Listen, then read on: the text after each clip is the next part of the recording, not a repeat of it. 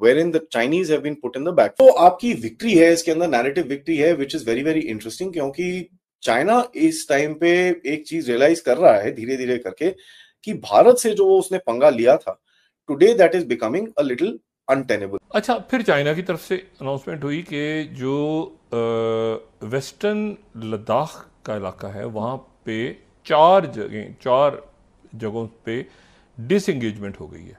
छोड़ छाड़ के सारा अचानक जो है वो मतलब झटपट बिल आ रहे हैं। डी एस्केलेशन कह सकते, मतलब इसको डी एस्केलेशन कहा जाए, और वो पीछे हट गए हैं। डिसएंगेजमेंट का मतलब है, अच्छा अब उसमें ये बहुत अच्छा है, एक्सेलेशन तो नहीं हो रही ना कम से कम। कि चाइना को अगर पीछे करना है आपको बिजनेस दिखाना पड़ेगा। Dragon is hungry for business. इनकी मां मरी पड़ी है इस वक्त, वो वाली हालत है चाइना की।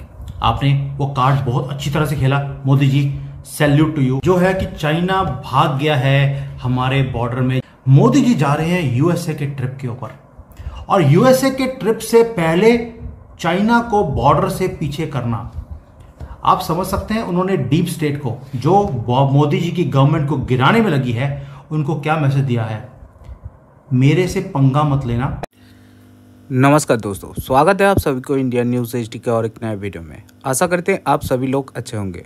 तो दोस्तों, जैसे कि आप लोग क्लिप में देख रहे थे, चाइना ने अपने ट्रूप्स को पीछे खींच लिया है, जो कि बहुत ही बड़ी विक्ट्री है इंडिया के लिए। और ये ट्रूप्स वही 4 जगह से है जो जगह में 2020 से लेके तनाव पैदा हुए थे, और वहीं से आज चाइना ने अपने ट्रूप्स को पीछे खींच लिया।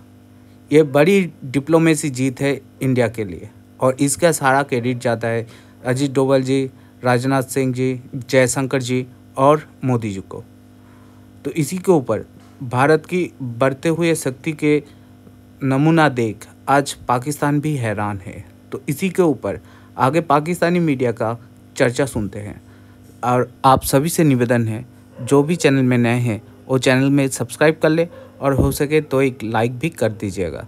तो चलिए दोस्तों, वीडियो की ओर चलते हैं। जबरदस्त स्टेप हुआ है wherein the Chinese have been put in the back foot। देखिए, एक जो आपकी विक्ट्री है इसके अंदर, नैरेटिव विक्ट्री है, which is very very interesting, क्योंकि चाइना इस टाइम पे एक चीज रियलाइज कर रहा है धीरे धीरे करके कि भारत से जो उसने पंगा लिया था, today that is becoming a little untenable. In the sense, अभी जो वो एक पंगा है उसके बस में नहीं है कि वो भारत से इसके आगे पंगा ले सके।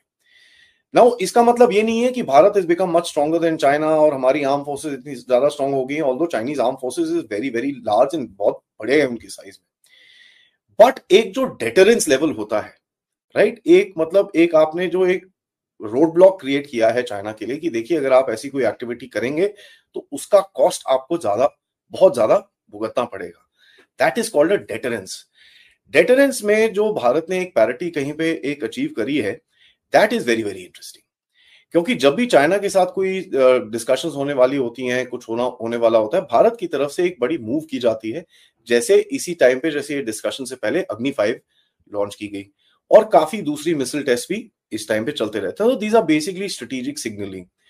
यहां पर चाइना को आप एक मैसेज दे रहे हो कि साहब, the cost of doing any misadventure, कोई भी अगर आप गलती करेंगे उसका कॉस्ट आपको बहुत ज्यादा पड़ेगा। और चाइना इससे घबराया हुआ है, because at the end of it नाक का सवाल है यार, अगर कुछ कर दिया और यहाँ पर जूते पड़ गए तो ऑब्वियसली चाइना की तो इज्जत खराब हो जाएगी। So the Chinese are a bit petrified on this issue कि यार अगर हमने कुछ किया और कहीं गड़बड़ होगी, there is going to be a problem. बातें हुई हैं जितनी भी जो यानी जो ब्रिक्स समिट में जो मुलाकातें हुई हैं सेंट पीटर्सबर्ग में, या जो इंडियन फॉरेन मिनिस्टर हैं जयशंकर, वो मेरे ख्याल से स्विट्जरलैंड में थे किसी जगह पे, उन्होंने कॉन्फ्रेंस, बहुत बड़ी कॉन्फ्रेंस नहीं थी लेकिन लोग मौजूद थे वहाँ पर, उन्होंने कहा कि 75% जो इलाका है हमारा चाइना के साथ जहाँ पे तनाज़ा चल रहा है 2020 से, तो वो जो है वो मसला हल हो गया।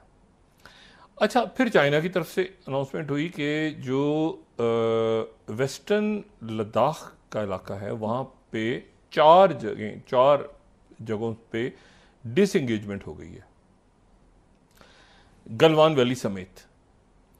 अच्छा, अब अगर वहाँ को हम देखें तो अगर हम उसका ये देख सकें, जो 9th है, ये इनके थे ना इनिशियली जो फ्रिक्शन पॉइंट्स थे, तो गलवान वैली उसमें से एक था।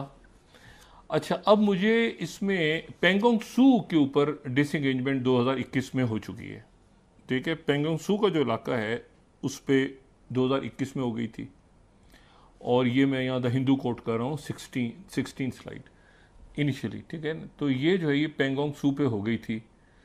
अच्छा, उसके बाद जो है वो दूसरा जो इलाका था वो मेरा ख्याल है कि गोगरा और हॉट स्प्रिंग के ऊपर भी, दक्कन हेरिटेज को मैं कोट कर रहा हूँ, यहाँ पर भी हो गई थी डिसएंगेजमेंट। डिसएंगेज से मुराद ये है कि मेरा ख्याल है कि एक तो डी एस्केलेट हो गया ना, कि वो ठंडा हो गया मामला। जो पेट्रोलिंग पॉइंट्स थे मुख्तलिफ, इंडिया उसमें आगे आ गया है। वो मतलब डिसएंगेजमेंट का मतलब है डी एस्केलेशन, कैसे मतलब इसको डी एस्केलेशन कहा जाए। अच्छा, अब उसमें ये बहुत अच्छा है, एक्सेलेशन तो नहीं हो रही ना कम से कम, तो क्योंकि ये वो इलाका है जिसकी कोई डिमार्केशन ही नहीं।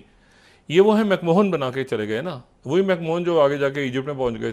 और ये इसलिए हुई है सारा, ये हुआ क्यों, इस डिस्प्यूट की वजह क्या है, इस पूरे खित्ते की जो डिस्प्यूट्स है ना, वो ये है कि ये सब कॉलोनीज रहे।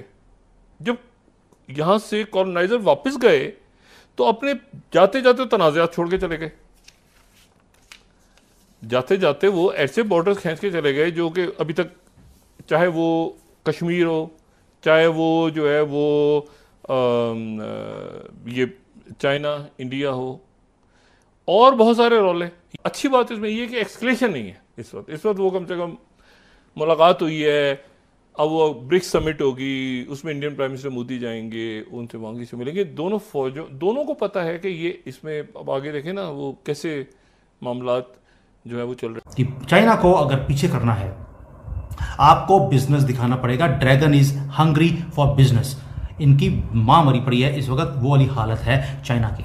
आपने वो कार्ड बहुत अच्छी तरह से खेला Modi ji, salute to you. जो है कि चाइना भाग गया है हमारे बॉर्डर में। मोदी जी जा रहे हैं यूएसए के ट्रिप के ऊपर, और यूएसए के ट्रिप से पहले चाइना को बॉर्डर से पीछे करना। आप समझ सकते हैं उन्होंने डीप स्टेट को, जो मोदी जी की गवर्नमेंट को गिराने में लगी है, उनको क्या मैसेज दिया है, मेरे से पंगा मत लेना। ये यूएसए की डीप स्टेट को बोला जा रहा है, डो नॉट टेक पंगा with Modi, don't mess with me, I know how to deal with you and my internal problem. Modi ji ने जो ये काम किया है, चाइना को पीछे कर दिया बॉर्डर से, आपको लगता है ये छोटी मूव है? 2020 से वो इस बॉर्डर के ऊपर आंखों में आंखें डाल के बैठे हैं, आज अपने आप दुम झुकाकर वो भाग गए। ये इतना आसान नहीं होता दोस्तों, जियोपॉलिटिक्स में बहुत कार्ड्स एक साइमल्टेनियसली खेलने पड़ते हैं, और मोदी जी ने ये कार्ड बहुत ब्यूटीफुली किया। सो चाइना ने अभी जो किया है कि 6 पोजीशंस में से 4 पोजीशंस के ऊपर तो पीछे हट गए हैं, और चारों की चारों दोस्तों स्ट्रेटेजिक पोजीशंस हैं। गलवान वैली बहुत बड़ा एक पॉइंट, यहां से हमारे क्लैशेस हुए थे, हमारे लोग मारे गए, उनके भी जो थे 5 गुना ज्यादा हम मार कर आए। पानगोंग सो, वो आपको मालूम है हाई एल्टीट्यूड लेक है, बहुत बार न्यूज में रही, वहां से पीछे हटे। फिर कैलाश की जो रेंज है वहां से पीछे हट गए हैं, और मुझे लगता है कि कैलाश रेंज से पीछे हटना मतलब कि कैलाश भी हम लेकर रहेंगे। ये मोदी जी का आखिरी मास्टर स्ट्रोक होगा, वो करके जाएंगे। और कोबरा हॉट स्प्रिंग्स, ये 4 फ्लैश पॉइंट्स हैं जो बहुत ही सिग्निफिकेंट हैं, चारों से वो पीछे हट गए। तो दोस्तों, यही वो जगह था जिस जगह में 2020 के जून महीने में चाइना का आमना सामना हुआ था इंडियन ट्रूप के साथ, और हमारे 20 जवान शहीद हुए थे, और ना जाने कितने जवान चाइना का शहीद हुए थे, क्योंकि वो लोग डेटा नहीं देते हैं, हरदम डेटा चुराते हैं। और बाद में जाके उन लोगों का अखबार में आया था 40 से भी ज़्यादा जवान शहीद हुए थे।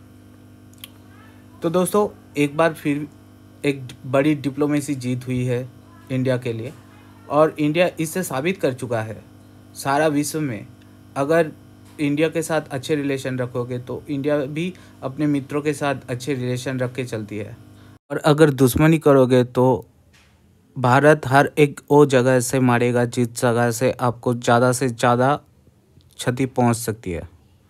और चाइना अभी उनका ट्रेड ऐसी जगह पे पहुंच चुकी है, उसको इंडिया के अलावा दूसरे कोई कंट्री नहीं बचा सकती। भारत ने धीरे धीरे इंडिया का जो ट्रेड है वो बंद करना शुरू कर दिया और चाइना चरमरा गया। अभी चाइना के बचने के लिए इंडिया ही एकमात्र रास्ता है, इंडिया के साथ दोस्ती। तो दोस्तों, इसी के ऊपर आपका भी जो राय है आप भी कमेंट सेक्शन में लिख सकते हैं और मुलाकात होगी अगले कोई नए वीडियो के साथ। तब तक के लिए जय हिंद, वंदे मातरम और जय श्री राम।